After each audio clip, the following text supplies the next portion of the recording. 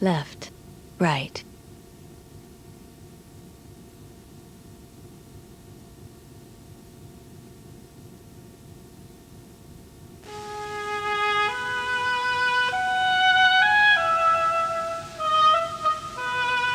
Located at the intersection of 9th and Hillside in Wichita, Kansas, stands Highland Cemetery. To the casual observer, it's just another cemetery in an urban intersection. But Highland is different. Contained herein are some of the founding fathers of Wichita, Kansas. I'm Michael Shea, and to explore some of their stories is Al Witherspoon, the archivist from the First Presbyterian Church.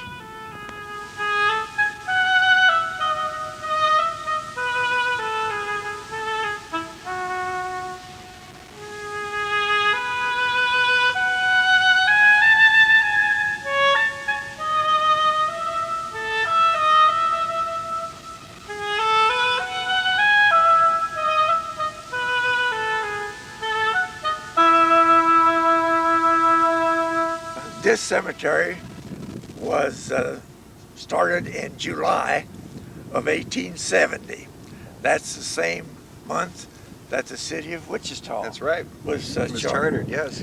And this crossroads is the center of the cemetery, and all of Wichita's early leaders that are buried in Wichita are buried on all four sides of this crossroads. And this morning we will see all of those graves. This cemetery now is controlled and maintained by the city of Wichita. The cemetery itself is laid out in 6 sections. 5 sections. 5 sections, I believe. And we are going to be starting in section 3. And we're going to move ourselves around towards the northeast, and then move, and we'll end up going by 9th Street, and we'll probably finish up right about where we're standing. We're pretty close to the gate, yeah. So Al, where do we begin? Well, we're going to begin with that stone right over there, Chris Kimmerly. Okay, sounds good. Okay. The first time I saw this stone, and I saw the name Chris Kimmerly on it, and I wondered who in the dickens Chris Kimmerly was, because this is about the biggest stone in the cemetery. Mm-hmm. And it turns out that Chris Kimmerly was the first stonemason in Wichita. Okay. And he made all these limestone. The later ones, of course, are not limestone. They're granite. Marble. But Chris Kimmerly was the first stonemason, as I say, and he made most of these gravestones. And I think you will have a picture of his stoneworks, which was in the 100 block on North Main. The last program we did together, we talked about early church Presbyterian church history, and there were some of the dugout churches near Waco and I believe Jefferson Street. Up on corner of 12th. Right, 12th Street. And Jackson. Jackson, that's right. And we talked quite in detail about early church history, and I believe Lucy Greenway has something to do with that. Lucy Greenway worshipped in that dugout at 12th and Jackson. She was one of the first ladies here. She's a very unusual person. She was a full-blooded Cherokee Indian, and she was fully accepted by the society in Wichita, although this is a time when Indians had no social standing at all. That's when we got the sayings that the only good Indian is a dead Indian, or even church elders said they could shoot one down like a dog. But from that background, here comes this full-blooded Indian lady, a Cherokee, whom all the town accepted and admired. Lucy was the husband of Andrew Greenway. Greenway was an Indian trader. Mm-hmm. Most of the Indian traders, or a lot of them, had Indian wives, because that not only did they have people that could do the talking for them, but also they could introduce them to influential people in the Indian tribes. Lucy and Andrew were here before Wichita was a city. They lived for a while in the trading post that was just south of the 800 block, or west of the 800 block on Waco. Before ice cream was introduced generally, I run across an article in the Vedette, the first Wichita newspaper, that she had brought some ice cream into the editor of the Vedette. And Lucy had 4 kids, 2 of whom died here in Wichita, one in 1870 and one in January of 1874, just about 6 months before Lucy died. She was 44 years old when she died. And Greenway Boulevard down South Wichita, part of Kellogg at one time was called Greenway, and it was named after this family, Lucy and Andrew. Now, one thing we will be noticing today is a lot of infant mortality and a lot of very young people dying by our standards. Yes. They didn't have penicillin there, so many of them died in childbirth or infection after childbirth, or just one injection or one dose of penicillin would save their lives. When I first discovered this grave, there was no stone on the grave, but because Lucy was such an important person, and she was one of the 13 charter members of the First Presbyterian Church, I felt responsible that I should get a stone if I possibly could. I went to Bill Ellington, the city historian at the time, and told him what the problem was. And I didn't have any money to buy the stone, and Bill didn't indicate whether he did or not. But he said the first thing to do was to find out how much a stone would cost. And I went to the Quarrying Monument Company, and Mrs. Miller, Miss Quarrying Miller, who owns the place, talked to me about it. And after I told her the story about Lucy, she said, "You get me the information that you want on it, and I will make the stone for you." And she did. She had her designer design the stone just as it appears here. And she did this without cost, just because she's so loyal to Highland Cemetery and to the history of Wichita. She's a great lady, and I certainly appreciate everything that she's done. At one time, Quarrying family was in charge of keeping this up, which they did at their own expense. Al, this is one name I'm not too familiar with. This is the grave of Dora Leichhardt. And the reason I have this grave on the tour is because so many of our early people came directly from a foreign country. Dora Leichhardt came into the First Presbyterian Church in 1873. And the thing to me that's interesting about her, she came in by letter of transfer from the Lutheran Church at Humboldt, Germany. So many of the early Wichita citizens came from Scotland, from Central Europe, directly here, and Dora Leichhardt and the Leichhardt family is a good example of that. Okay. Now, once again, if you look at this plot, it's not uncommon to see 3 or 4 children and perhaps the patriarch and the matriarch of the family in one general area. Is that a common theme here at the Highland Cemetery? Yes, most of these are family plots. Okay, Al, you mentioned earlier that some of the headstones were replacements and that the original limestones would have eroded. That's right. The first stones were mostly limestones, but they were not durable. So you'll see these big stones like this. They're all replacement stones. They're not the original stones. Okay. Were the ones that they replaced put in the historical museum, or did they go back to the families, or did they just melt away? My guess is that they were just destroyed, consigned to waste. I don't know of anybody that has one of the original histories. Well, I do in the archives. Mm-hmm. I have the stone that was from Lucy Greenway, because we took it to the archives hoping we could make a tracing off of it and get some information. And I don't know what to do with it, so it's still up there in the archives. Okay. It's been up there for 8 or 10 years. This family is the Cook family, Anne and Andrew Cook. They were middle-aged people. Andrew Cook was an implement dealer in Ohio. He invented some of the implements that he sold, but somehow or another he took in a partner and lost his business to the partner.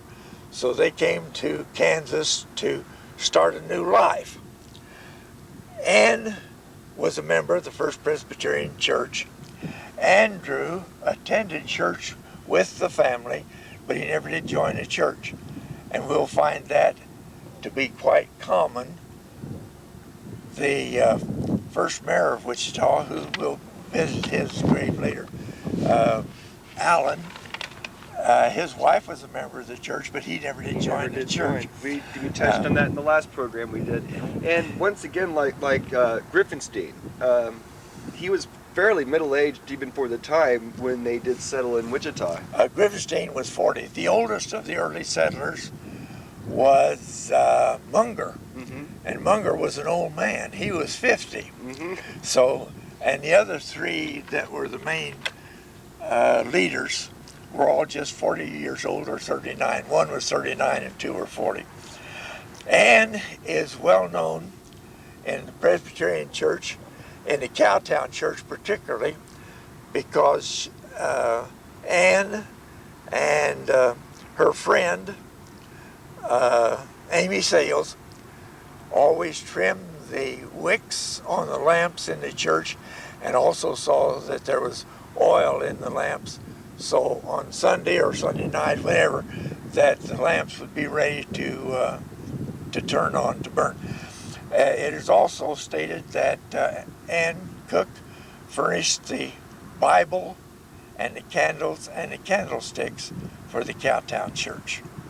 There was no big Bible, and she procured a Bible or donated the Bible to the Cowtown Church when it was the First Presbyterian Church. Now, are some of the descendants of the Cook family still in Wichita today? No. The nearest descendant is a great-granddaughter, and she lives in California. She is the nearest relative. One thing I should tell you about the Cooks, their family homestead, their 160 acres, ran from Central to 9th Street, from Hillside halfway to Oliver.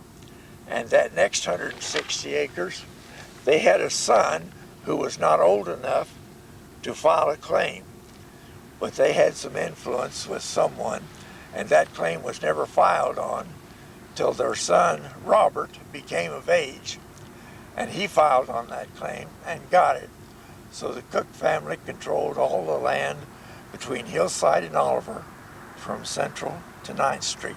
Everywhere, Wesley Hospital, Wichita Country Club, all of that was once Cook property.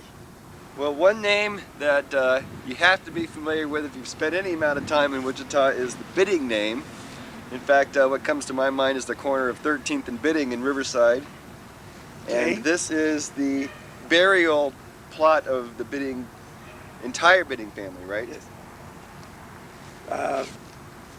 Yes. There were two Bidding brothers. This is the plot for A.W. Bidding, and he and his brother Alfred were in the clothing business, and they had a primitive wooden building, and then they built on the corner of Douglas and Market on the northwest corner. a very fancy clothing store. It was the first store in Wichita that had an elevator in it. It was a hydraulic elevator. It was a very modern store, very elaborate. And then in 1911 or 16, the building caught fire in the middle of the winter, and we have a picture of it showing it all encrusted in ice. Quite dramatic picture, yes. Yes, it is. And then they had to tear that building down, and they built the present bidding building on the same location. And originally that thing, I think, was about 4 or 5 stories tall, and then they found they needed a larger building, and so they added on to it. But they couldn't get the exact brick that was in the original building. So if you look at the bidding building, when the light is just right, you can see the dividing line between the old and the new building. Right, the blonde bricks just don't quite match up just right. It's a real white brick, but one is just a little bit darker. While we're at it, I've noticed some markers have different organizations. For example, I've seen the Masons. This is the International Order of Odd Fellows. I believe it is. It's 3 rings that are interlocked, and you'll find that on a lot of stones. And once again, this is one of the original limestone headstones, and it feels just like sugar candy. It feels very fragile. Well, yeah, you can feel it. It almost comes off in your hands. Right. And this is a beautiful stone, and this is the Russell plot at 31 years, 6 months. This is Catherine Russell, was the songbird of early Wichita.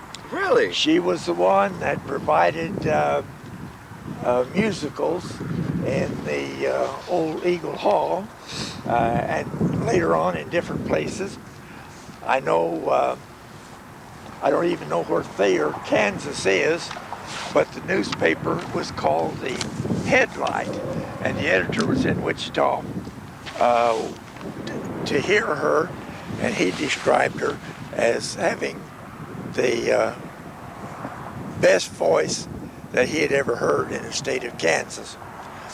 And she was the choir director for the First Presbyterian Church, and at that time the choir only had 4 people and the accompanist.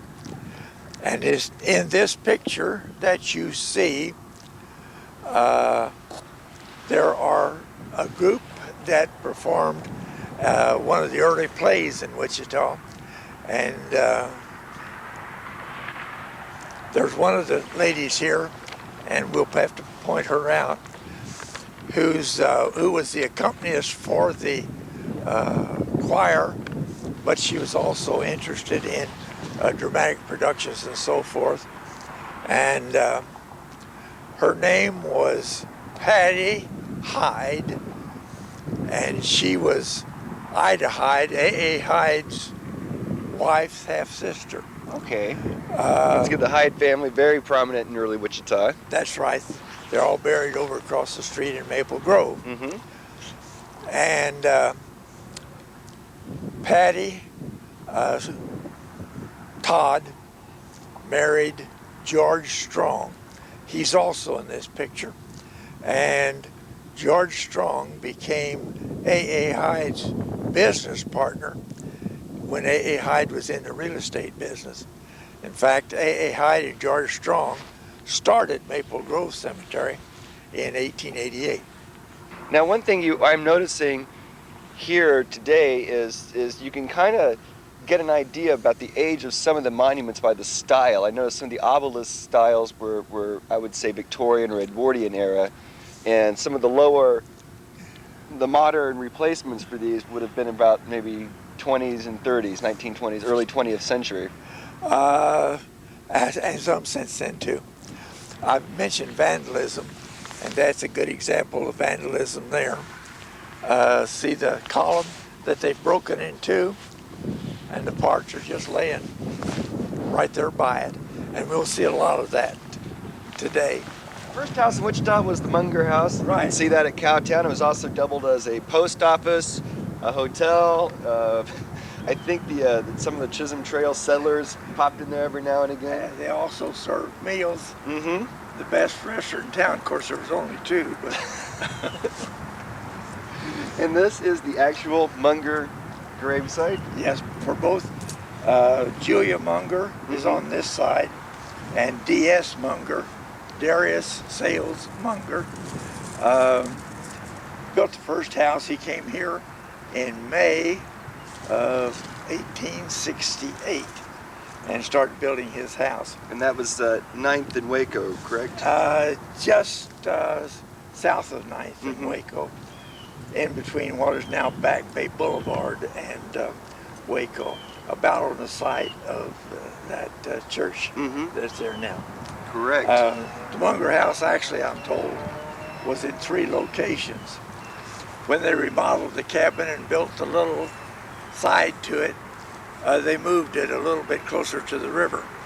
And then after Woodman bought the house from Munger, and they remodeled it into a house that they call Lakeside. And Mrs. Woodard didn't want to be that far from the river, so they moved it closer to the river, so and incorporated the Munger House into the big house that they built. Now the Munger House, when it actually, I think when they moved it the second time, they added a second story to it. They added to it, yes. Right. And then later when he built the big house that he called Lakeside, and incidentally the administration building in Cowtown is a duplicate of the original, not the cabin, but the original house that was built there, except it's about, I think, a third larger than the original home was. Well, we'll have to go there next time. Munger was the on-site representative of a company that was formed in Emporium to come to Wichita and settle on some land, and it was called the Wichita Land Company. There were several influential people on that committee. J.R. Meade was one of them. The government of Kansas, whose name was Sam Crawford, was another member of that. And so Munger really had the choice of sites, and he had political and financial backing. But as I've said before, Munger was 50 years old. He was the old man. The other leaders of Wichita were either 39 or 40 years old. And of course the Munger House is in Cowtown, as you say, and it's being well maintained. And the house at Cowtown is the actual Munger House. It's not Absolutely. a facsimile or reproduction. Yes, it's been rebuilt since it's been in Cowtown, but it was the original Munger House. And when they rescued it, it was being used as a chicken house right next in the 1300 block on North Main, between Main and Market.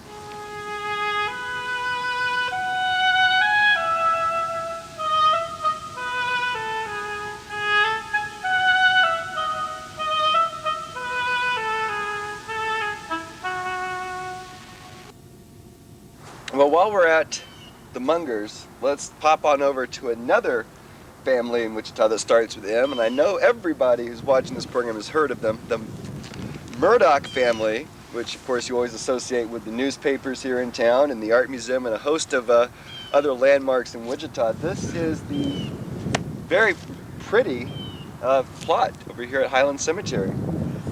This is the Cardwell Murdoch plot here.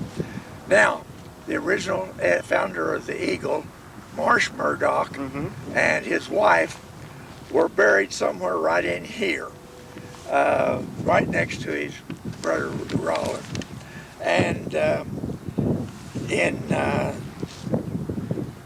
1930, December the 8th, 1930, the other Murdochs were disinterred and taken to Old Mission Cemetery. Okay.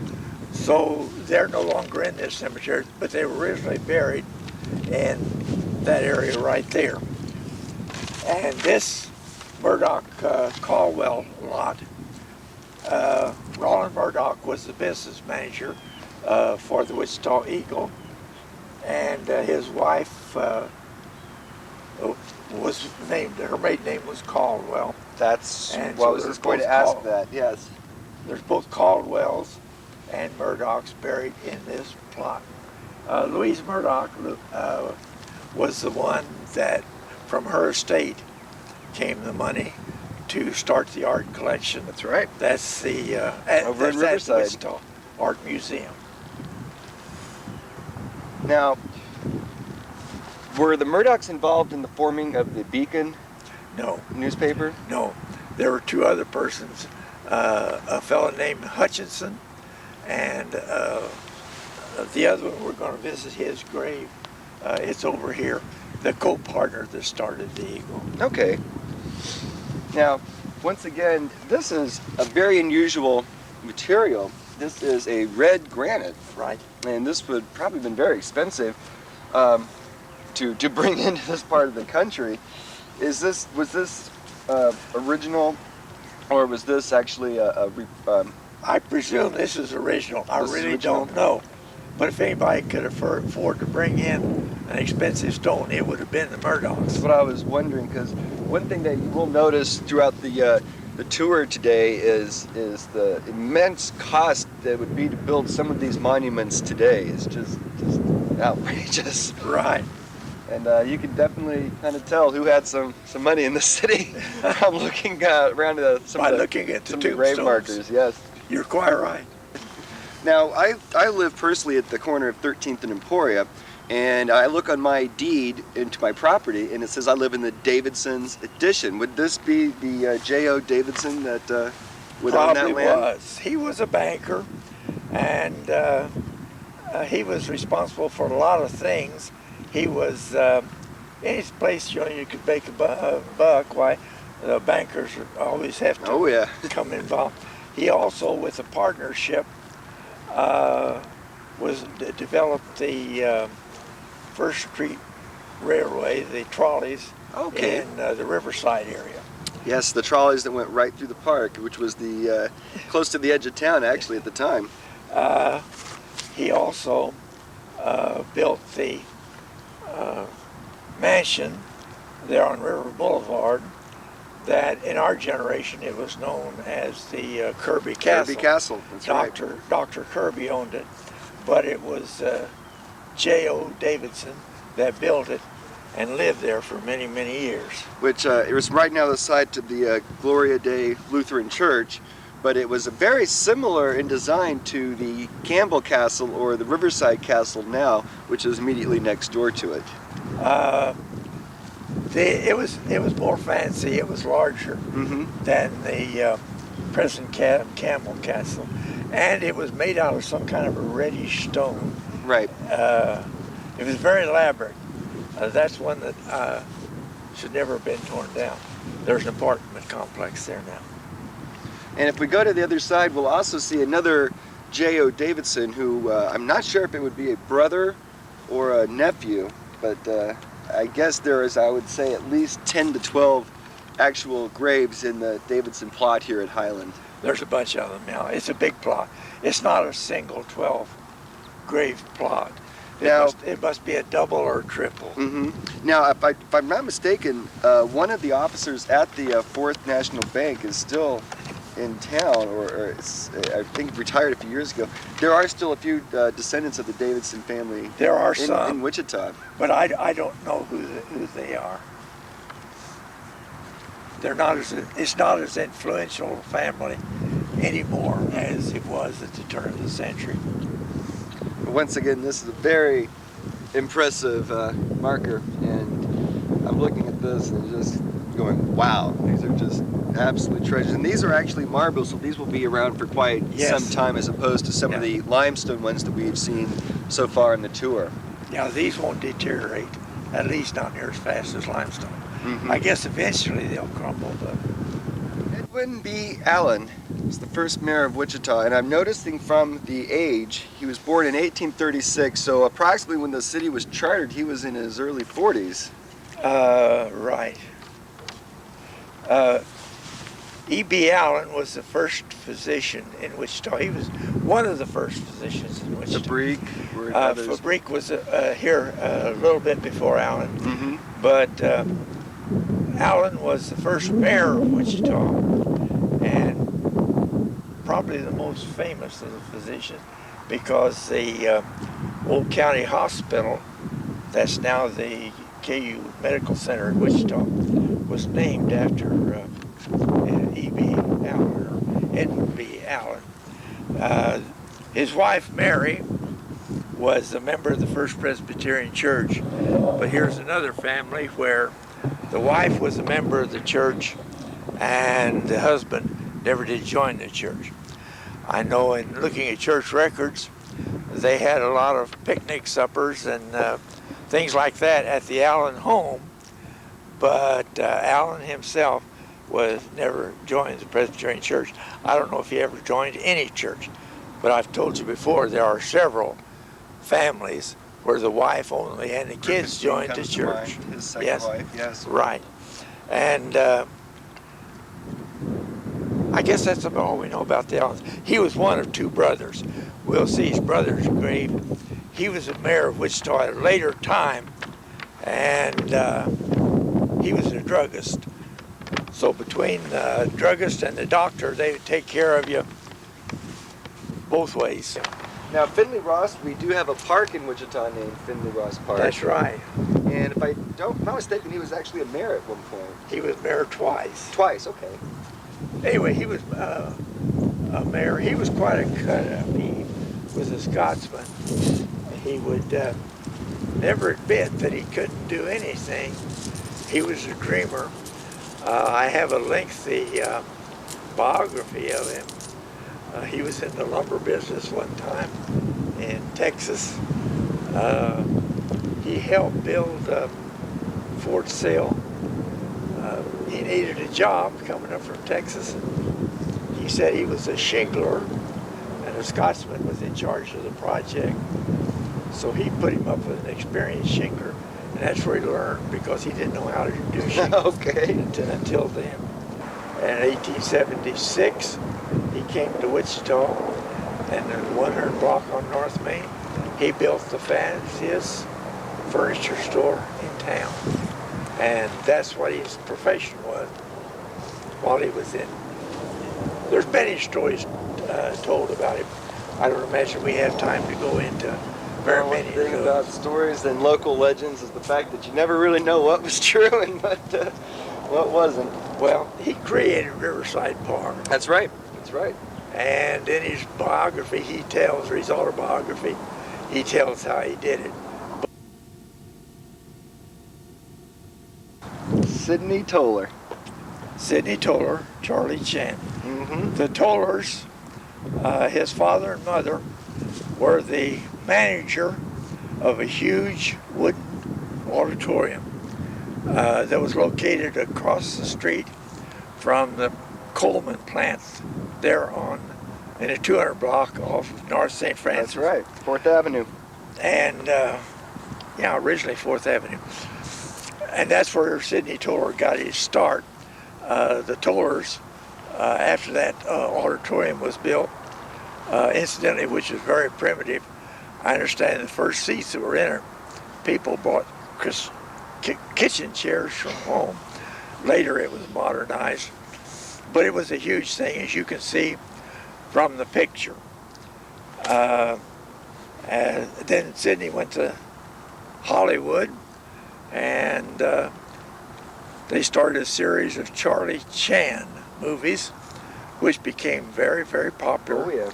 And made Sidney Toller and Charlie Chan famous all over the United States. It's interesting.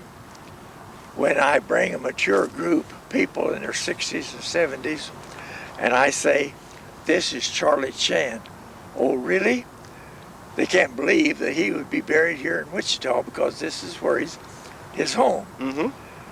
But I bring a bunch of college kids through, which I used to do every year, and I mention Charlie Chan, and they just look at each other who and it say, is. who's Charlie Chan?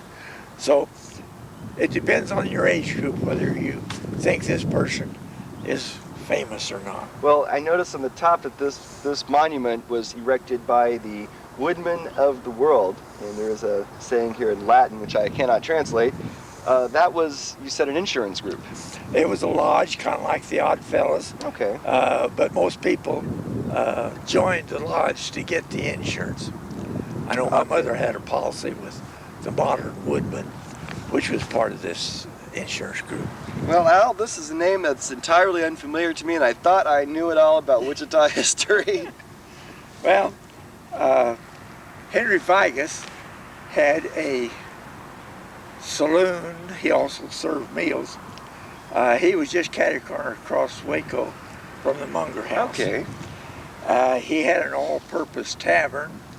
The living room was a gathering place for the very early pioneers.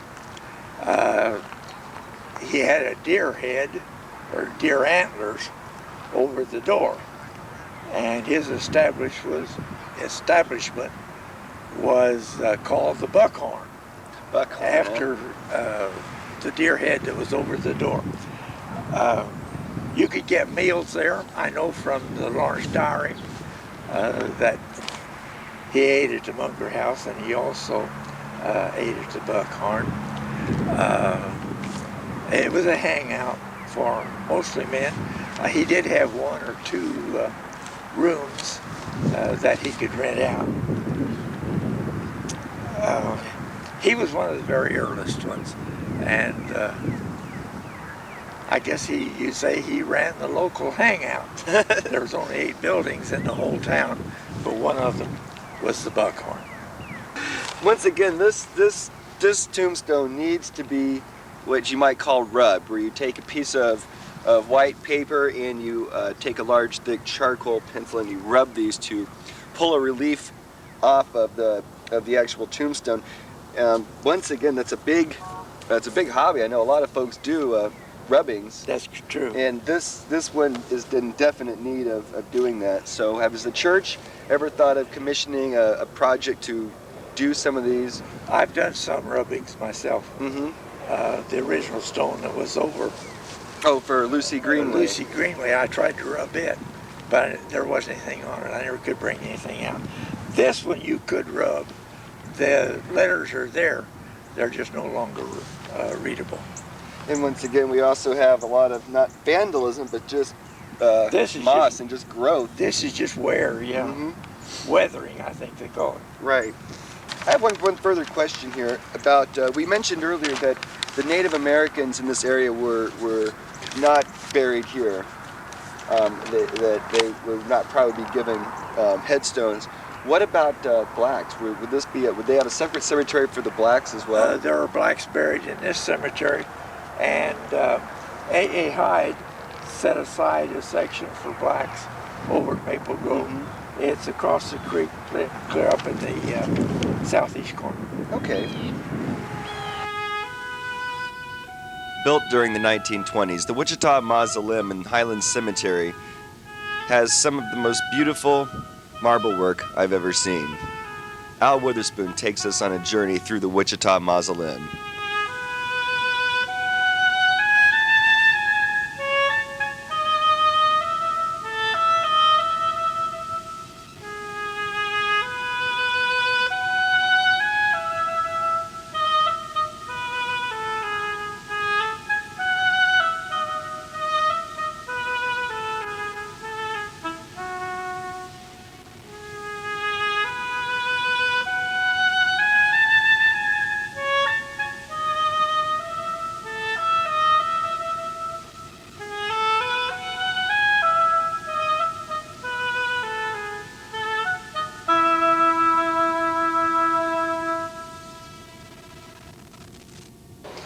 Once again, on the corner of 9th and Hillside, you'll find Highland Cemetery, and right directly on the, I would call the northwest corner, is the mausoleum.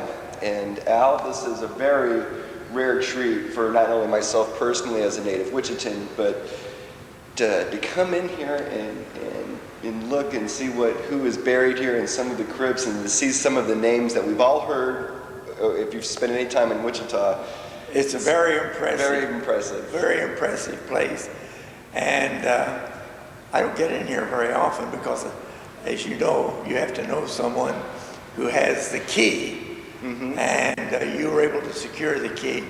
But this is where so many of the old families who had wealth that are buried. Right. And these are all later than we see in the rest of the cemetery, because this was built considerably later. I would guess the 30s probably. I don't know the exact date, but I think it dates from the 20s. Okay. But I'm not sure about that. This family, the Jackman family, yes.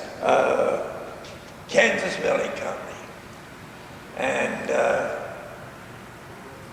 as you can see, with the marble and the gold leaf, it really makes an impressive sight.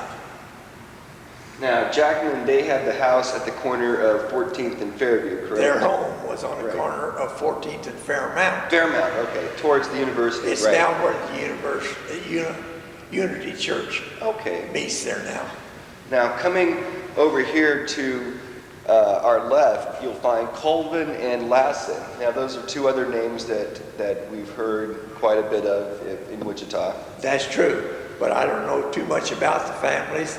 I think this is the Lassen that owned the Lassen Hotel. Right, at First and Market, yes. But I'm not sure about that. Now, Colvin is, once again, in Hyde. Both families have parks named after him now, currently in Wichita. And this is one of the mysteries.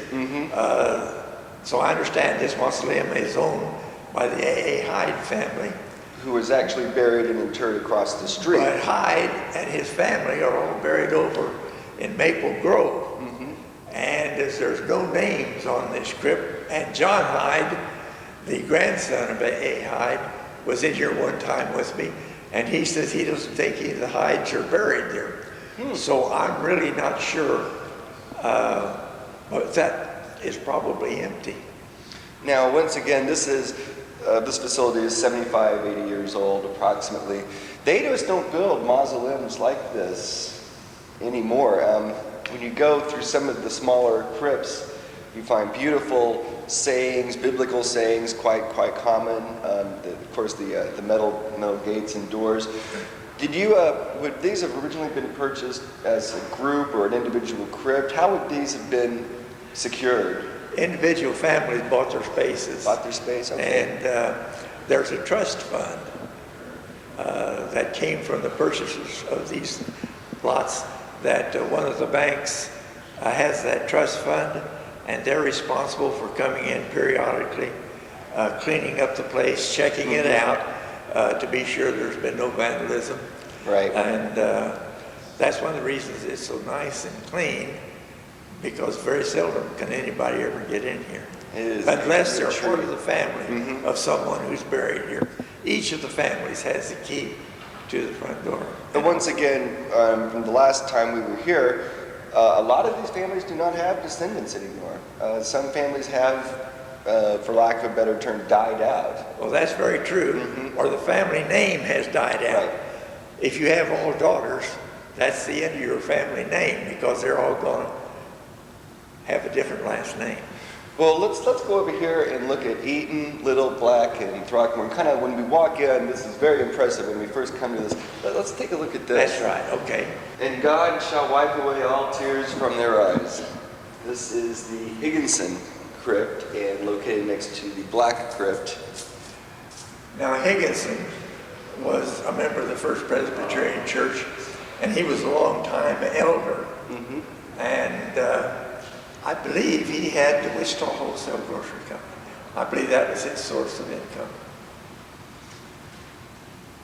And as you walk through here, the first crypt you see when you actually walk through the door is the Davidson Throckmorton crypt. That's right. Which we are guessing from the immense size of this could possibly have been one of the founders of this cemetery. I think, and this is strictly a guess, but because of the location right beyond the front door and the size of this, and it's set apart from all the rest of it, I think that David's and Throckmorton family must have been one of the financial backers or one of the board that started this mausoleum. Okay, and on this side, of course, we see Eaton. Is this the same as the Carey House in the Eaton Square? That's right. It started out as the Carey House. And Eaton was the manager for Carey. And then Eaton bought the present Eaton Hotel from Carey. And I'm pretty sure that this is that Eaton because the time of death, 1917, is about when the Eaton, when Eaton died. Mm-hmm. Now, as we walk, This is W.C. Little's. William C. Yes. William C. Little. He was one of the first lawyers in Wichita, and he later became Judge Little. And his early writings are a source of legal history for those of us that weren't around then. And he was here before the newspapers were, and he came to Wichita by stagecoach in August of 1870. Then later, after he was a success, he went back to Illinois and married his childhood sweetheart. Beautiful story. The big front window in the chapel of the First Presbyterian Church is a memorial to this Little and his wife. Okay, last year when we covered the First Presbyterian Church, we talked about that. Yes. Okay. Now, if you go by 18th and Wellington Place, you'll see the Clapp House. That's correct. Which is now used by the city for rental, and what you might call the Clapp compound is that enclave of homes by what you call Wellington Place. That's true. Mm-hmm. Clapp built his house there first, and then his son, he built a house for him right across north of 18th. Yes. And then he built a house right across the street for his doctor. And another son is buried on the corner of 17th and Wellington Place. That's true. Okay. And his daughter has a little frame house across the street on the other corner of 17th and Wellington Place.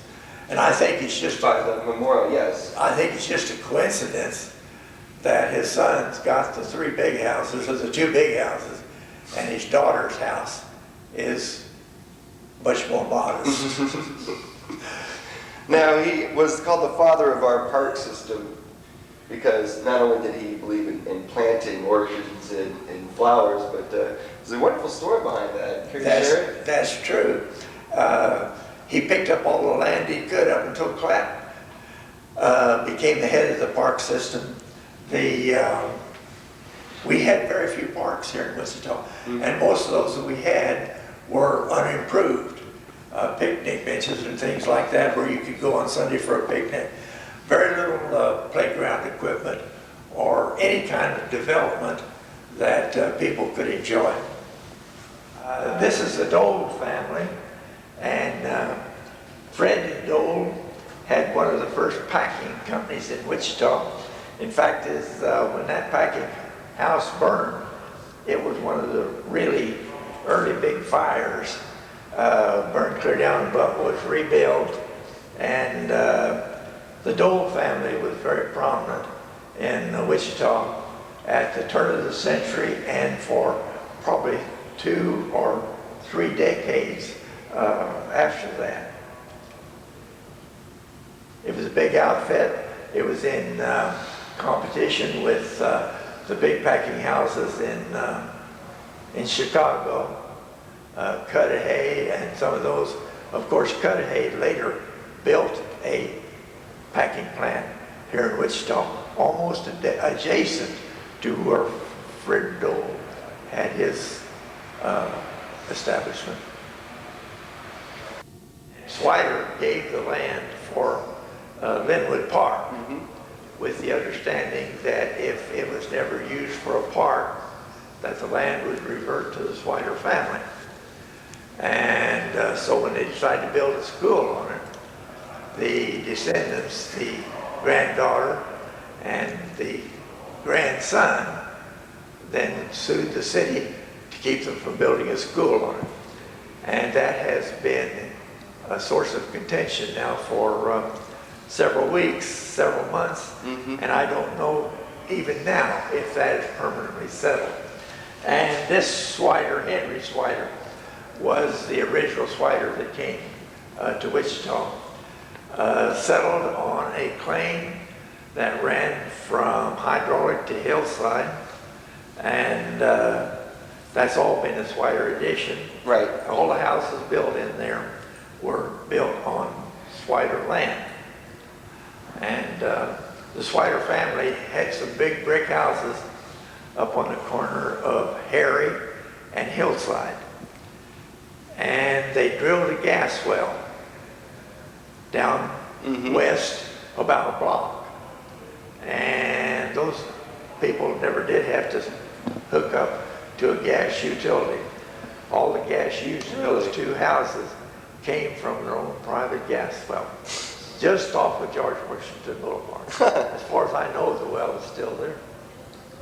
Ah, a fascinating story. Once again, there's just so much history involved when you come to a place like this. There's so many names that you see that are familiar, that once again, that if you spend any amount of time in the city that you've heard of.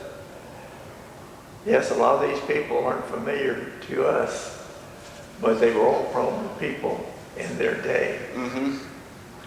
I asked Al Witherspoon if he had a favorite headstone in Highland Cemetery. This is my favorite tombstone in the whole cemetery. Never before have I heard this little verse. I've never seen it in print. And of all the tombstones we've researched, this is still my favorite. Is that so? Yes. And every time I take a group through this cemetery, unless it's pouring down rain, I always manage to get this stone in. And it says, "Remember me as you pass by, as you are now, so once was I. As I am now, you soon shall be. Remember this and pray for me."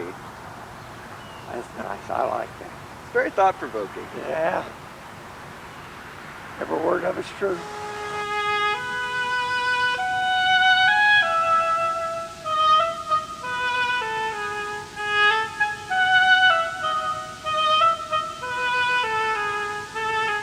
If you would like to make a monetary donation to Highland Cemetery or volunteer your time to clean up the yard, please contact the Wichita Park Department.